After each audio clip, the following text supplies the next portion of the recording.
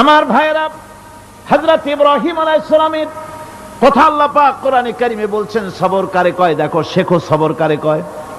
আল্লাহ পাক বললেন, ইব্রাহিম তোমার বিবি আর তোমার নবজাতক এই সন্তানকে রেখে আসো মক্কা নগরীতে। তিনি চলে গেলেন, সেখানে ঘর নাই, বাড়ি নাই, কিচ্ছু নাই, চতুর্দিকে ধুধু বালু আর মরুভূমি। হযরতে হাজরা বলছেন, ইব্রাহিম সামান্য পানি আর খাবার দিয়া আমার সন্তান শুদ্ধ এখানে রেখে যেতেছো, আমি কি অপরাধ করেছি? কোনো জবাব নাই। দুইবার তিনবার বলার পরে হাজরা বলছেন, ইব্রাহিম গো, তবে কি আমার আল্লাহর হুকুম মতো আমারে রেখে যাচ্ছ নাকি? হযরত ইব্রাহিম আকাশের দিকে আঙ্গুল উঁচু করলেন। কথা বলবেন, বাক শক্তি বেরোচ্ছে না।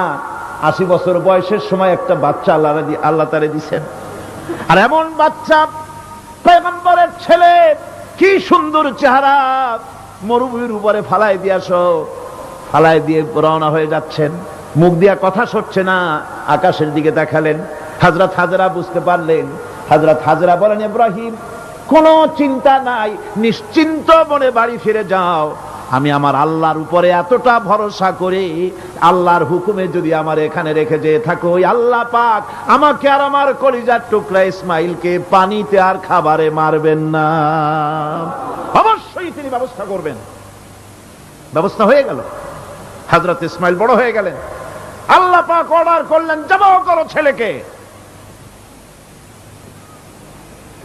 হযরত ইব্রাহিম আলাইহিস সালাম যখন জবাহের প্রস্তাব করলেন, হযরত ইসমাইল তা আপত্তি করতেন, বাবাজি আমার মায়ের আর আমাকে বাচ্চা অবস্থায় ফেলে গেলেন, খাবার দেন নাই, পরার দেন নাই, বছরের পর বছর আমাদের এখানে কাটলো, দেখতেও আসেন নাই, আজ আসছেন জবাহ দিতে, এটা কেমন কথা? কি ধরনের বাপ আপনি?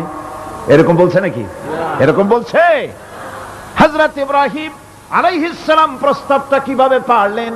আল্লাহ পাক কোরআনে কারিমে দৃষ্টান্ত রেখে দিয়েছেন। আল্লাহ পাক বলছেন, হযরত ইব্রাহিম ছেলেকে বললেন, ইয়া বুনাইয়া, হে আমার কলিজার টুকরা লাডলা, হে আমার কলিজার টুকরা সন্তান, ইন্নী আরা ফিল মানাম আন্নী আযবাহুক, আমি স্বপ্নে দেখছি আমি যেন তোমাকে জবাহ করতেছি, ফানজুর মাযা তারা, তোমার রায় কি বলো? আমি তো স্বপ্নে দেখছি যে আমি তোমার জবাহ করতেছি, এখন তোমার রায় কি, তোমার মত কি? হযরত ইসমাঈল আলাইহিস সালাম শুনিয়া দিলেন দৌড়, নাকি না? হযরত ইসমাঈল আলাইহিস সালাম ধৈর্যের প্রতীক, তিনি কি কথা বললেন, তার মুখের কথা কোরআন শরীফে আল্লাহ পাক উঠায় দিলেন।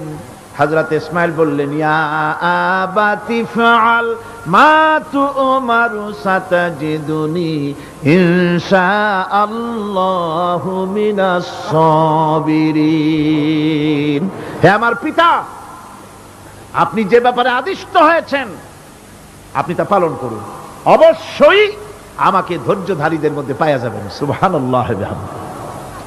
এক বর্ণনায় এসেছে, হযরত ইসমাঈল বললেন, আব্বাজান আমি ধৈর্যধারীদের ভিতরে আমারে পাবেন, তবে জবাহ করার আগে আমার হাত পাওটা একটু বেঁধে নেন, কারণ জবাহের যন্ত্রণায় আপনার গায়ে যদি আমার হাত পাও লেগে যায় তো বেয়াদবি হয়ে যেতে পারে, আর আমি মরে আমার জবাহ হয়ে যাওয়ার পর আমার রক্ত মাখা জামাটা নিয়া আমার মা হাজেরারে দিবেন, কারণ তাকে মা বলবার মতো আর তো কেউ নাই।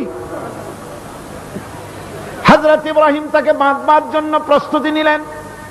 হযরত ইসমাঈল বলছেন, আব্বাজান বাঁধবেন না, বাঁধার প্রয়োজন নাই। বলে, কেন? একবার বাঁধতে বললে আবার তুমি নিষেধ করছো কেন? ছেলে বলছেন, আব্বাজান বাঁধবো না এই জন্যে, হয়তো কিয়ামতেই প্রশ্ন উঠতে পারে যে আল্লাহর হুকুমে রাজি ছিল না বলে হাত পা বাঁধা জবাহ করছে, আমি এই সুযোগ দিব না, আপনি জবাহ করেন, আমি এতটুকু নড়াচড়া করব না। ধৈর্যের চরম প্রতীক